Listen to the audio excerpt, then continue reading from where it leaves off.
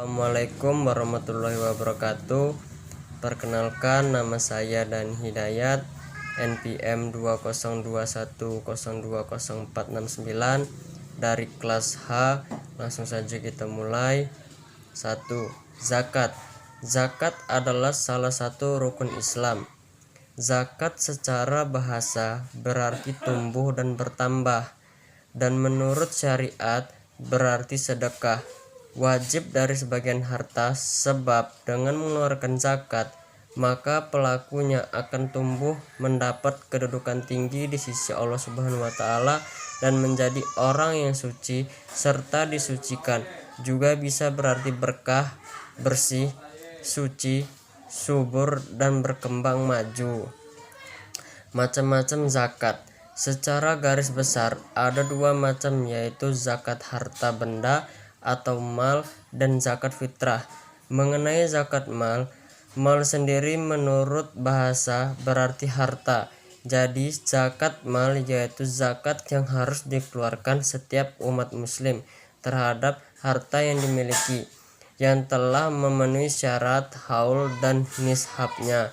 Sedangkan zakat fitrah di sini berarti juga zakat badan atau tubuh kita. Setiap menjelang Idul Fitri, orang Islam diwajibkan membayar zakat fitrah sebanyak 3 liter dari jenis makanan yang dikonsumsi sehari-hari.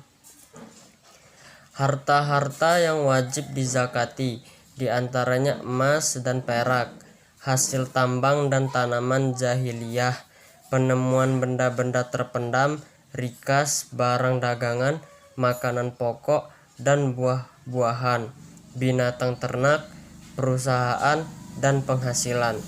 Sedangkan para mustahik zakat yaitu fukara, masakin, amilin, mualaf, rikab, gorimin, sabilillah, dan ibni sabil. Humus itu dibahas secara khusus oleh mazhab Imamiyah. Humus adalah membayar 1/5 dari harta benda yang tersisa selama 1 tahun, dan juga harta-harta penemuan. Harta-harta yang dikumpulkan tersebut menjadi hak seluruh umat Islam untuk kemaslahatan hidup mereka dan imam yang ada pada masanya. Berarti sekarang menjadi milik Imam Mahdi As-Abs. 2. Puasa dan imsak.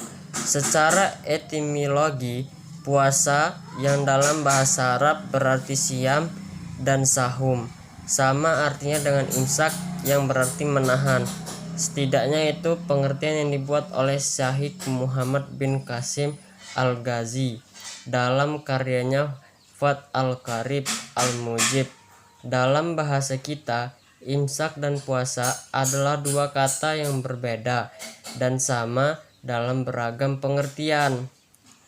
Dalam Al-Fiqhu Al-Islami wa Adillatuhu, Wahbah Al-Zuhaili mendefinisikan puasa secara terminologi, yakni menahan diri pada siang hari dari hal-hal yang membatalkannya, disertai niat sejak terbit fajar hingga terbenamnya matahari. Yang membatalkan puasa adalah memenuhi syahwat perut dan kemaluan serta memasukkan benda nyata ke dalam rongga. Allah Subhanahu wa taala berfirman, "Makan dan minumlah hingga jelas bagimu perbedaan benang putih dan benang hitam," yaitu surah Al-Baqarah ayat 2. Nabi SAW bersabda, "Makan dan minumlah kalian sampai Ibnu Ummi Maktum azan, karena dia tidak akan azan kecuali setelah terbitnya fajar shadiq." Berdasarkan informasi di atas, bisa dipahami persamaan dan perbedaan antara imsak dan puasa. Pertama, puasa adalah imsak atau menahan, tapi tidak setiap aktivitas menahan makan, minum, dan bersetubuh dinamakan puasa. Kedua, puasa memiliki waktu, yakni sejak terbit fajar hingga terbenamnya matahari. Ketiga, aktivitas menahan makan, minum, dan bersetubuh dari terbit fajar hingga matahari terbenam. Yang tidak disertai niat tidak dihukumi puasa menurut syariat. Perbuatan ini hanya memenuhi pengertian puasa secara etimologi, yakni imsak, menahan puasa tanpa niat sia-sia. Nabi Shallallahu bersabda, amal itu tergantung niatnya. Hadits Bukhari dan Muslim.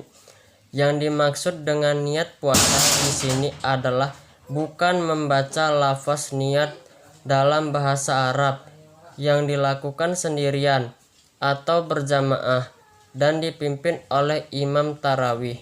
Menurut Salim bin Sumair dalam Safinah Al-Najah, niat itu adalah menyengaja sesuatu berbarengan dengan melakukan perbuatan tertentu yang tempatnya di dalam hati.